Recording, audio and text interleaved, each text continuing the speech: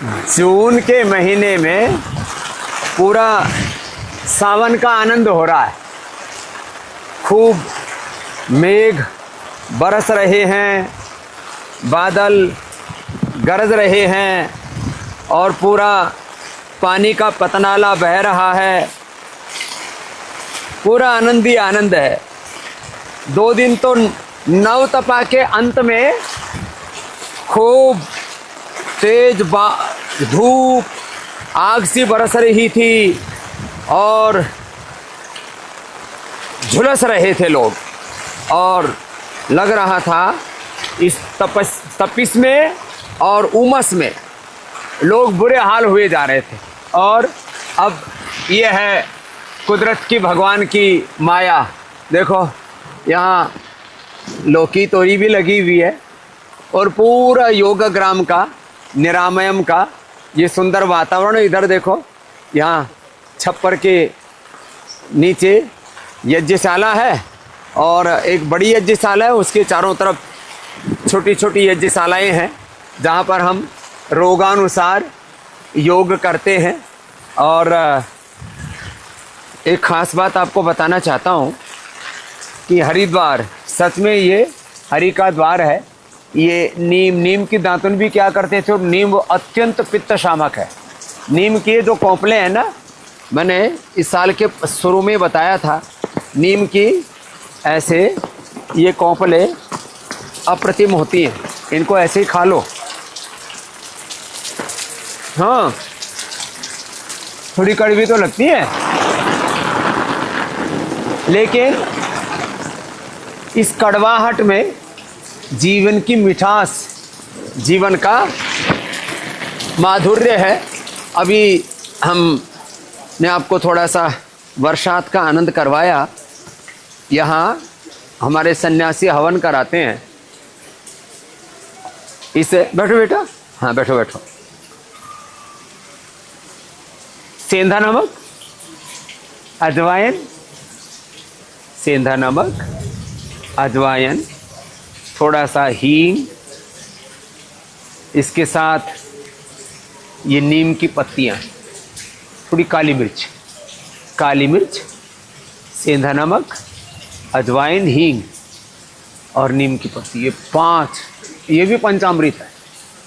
एक बार ले लो। ऐसे जब नववर्ष प्रारंभ होता है, हर एक भारतीय ज्योतिष, जो हमारे हिंदू सनातन ज्योतिष, जो हमारा पंचांग है, उसमें लिखा रहता है कि हमको ये 40 दिन प्रयोग कर लेना चाहिए। तो कभी ज़िंदगी में मोटापा, बीपी, शुगर, थायराइड, गैस, कब्ज, एसिडिटी, कब्ज की बीमारी, चमड़ी के रोग, SLMS, autoimmune disease, MND, cancer जैसे रोग नहीं होंगे।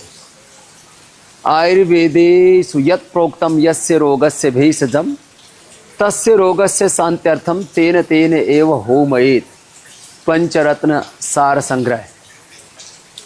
हाँ, और फिर इसमें और भी आगे लिखा है, यदि क्षितायुर यदि वा परेतो यदि मृत्यो रंतिकम नीत एव तमाहरामे निर्ऋते रूपस्थाद अस्पार्शमेनम शतशारदाय अथर्वेद यया प्रयुक्ता चेष्टया राजयक्ष्मा पुराजित ताम वेद विहिताम इष्टाम आरोग्यार्थी प्रयोजये, चरक संहिता। तो यज्ञ के महिमा कैसे योग की तरह यज्ञ चिकित्सा लाभ करती है, उसके शास्त्रीय संदर्भों के साथ यहाँ चारों तरफ ऐसी पूरी व्यवस्था की गई है। और हमारे यहाँ पूज्य सन्यासी पूज्य नकुल देव जी महाराज और बाकी भी हमारे सन्यासी सेवा को निष्पन्न करते हैं यहाँ। और जैसे योग एक चिकित्सा है, ऐसे यज्ञ भी एक चिकित्सा है। यज्ञ में जो आहुति देते हैं, यज्ञ से बड़ी कोई पूजा नहीं है। अग्निर्वै देवानाम मुखम, शतपथ ब्राह्मण में कहा, अग्नि देवताओं का मुख है। अग्नि में जैसे ही हम आहुति डालते हैं तो सारे देवताओं तक पहुंच जाती है। तो सर्वेभ्यो गुरुभ्यो नमः, परम ऋषिभ्यो नमः, सर्वदेवताभ्यो नमः, माने सारे देवी देवता और देवाधिदेव महादेव और परात्पर ब्रह्म तक। ओम ब्रह्मणे स्वाहा। ओम इंद्राय स्वाहा इदम इंद्राय दन्नमम, ओम सोमाय स्वाहा इदम सोमाय दन्नमम। तो ये सारी देवी देवताओं को प्रसन्न करना है। तो देवताओं की प्रसन्नता के लिए, माने इष्ट की प्रसन्नता के लिए, इष्ट की अभिष्ट की प्राप्ति के लिए, अनिष्ट की निवृत्ति के लिए कितनी महिमा है।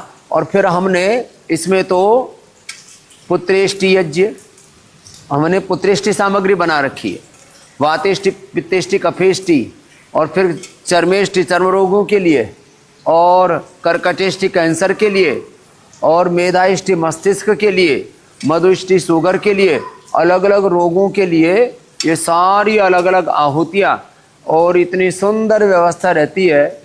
और ऐसे यज्ञ करते करते अपना जीवन भी यज्ञीय बन जाता है। तो हम गायत्री मंत्र से हवन कर सकते हैं। ओम भूर्भुवस्सुः तत्सवितुर्वरेण्यं भर्गो देवस्य धीमहि धियो यो नः प्रचोदयात् स्वाहा। ओम त्र्यंबकं यजामहे सुगंधिं पुष्टिवर्धनम् उर्वारुकमिव बन्धनान् मृत्योर्मुक्षीयमामृतात् स्वाहा। ओम नमः शंभवाय च मय भवाय च नमः शंकराय च मयस्कराय च नमः शिवाय च शिवतराय च स्वाहा। ओम या मेधां देवगणः पितरश्च उपासते तया मामद्य मेधयाग्निमेधाविनं कुरु स्वाहा। ओम विश्वानि देव सवितर्दुरितानि परासुव यद्भद्रं तन्न आसुव स्वाहा। ओम सुता मया वरद वेदमाता प्रचोदयन्तां पावमाने द्विजानामायुः प्राणं प्रजां पशुं कीर्तिं द्रविणं ब्रह्म वर्चसं मह्यं दत्त्वा व्रजत ब्रह्मलोकं स्वाहा। आपको ज़्यादा मंत्र नहीं आते तो आप भगवान राम जी, कृष्ण जी, हनुमान जी, शिव जी के नाम से आहुतियाँ दे करके ओम रामाय स्वाहा इदं रामाय नमः, ओम कृष्णाय स्वाहा इदं कृष्णाय नमः, ओम शिवाय स्वाहा इदं शिवाय नमः, ओम भगवते स्वाहा इदं भगवते नमः, ओम भगवते स्वाहा इदं भगवते नमः, ओम हनुमते स्वाहा इदं हनुमते नमः, ओम श्री गुरुभ्यो स्वाहा। तो ऐसे ये आहुति हम प्रदान करके घी से भी और ये सामग्री से भी, घी और सामग्री से ऐसे आहुतियाँ दे करके। एक बच्चा पिछले दिनों है मस्कुलर डिस्ट्रोफी का, बोले स्वामी जी बच्चा हिल नहीं सकता था, करवट भी इसको दिलानी पड़ती थी, बैठाना पड़ता था। आज वो बच्चा 100% अपने आप बैठ करके अपना काम खुद कर लेता। पहले उसको अपनी मक्खी भी नहीं उड़ा सकता था। मस्कुलर डिस्ट्रोफी का यज्ञ के साथ योग किया, औषधि साथ में न्यूरोग्रिड, इम्यूनोग्रिड, और मस्कुलर डिस्ट्रोफी से ऐसे मैंने SLE, CMS, ऑटोमिन डिजीज, छोटे बच्चों को ये जो सेरेब्रल पैलिसी, ऑटिज्म जैसे रोग है उससे मुक्त किया है। तो ये योग चिकित्सा, ये यज्ञ चिकित्सा, और अब तो वातावरण बहुत पवित्र हो गया है। तो अब हम आगे बढ़ते हैं। हमारे धैर्यशील ने तो एक कैंसर को मात देकर के इतिहास बना दिया, इसके लिए जोरदार अभिनंदन है। हाँ, और इधर ये हमारी अम्मा, क्या नाम है, प्रतिमा, इसने सिकल सेल को मात दे दिया। एक बार सबके लिए जोरदार अभिनंदन है।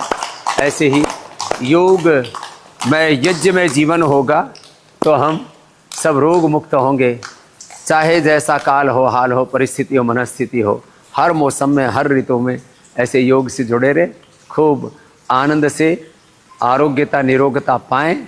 सबके लिए शुभकामनाएं। हरिद्वार पतंजलि योगपीठ, पतंजलि वेलनेस योगग्राम निरामयम आए, यह हरि का द्वार है। और यहाँ जो सुहाना मौसम है वो आपको कहीं नहीं मिलेगा।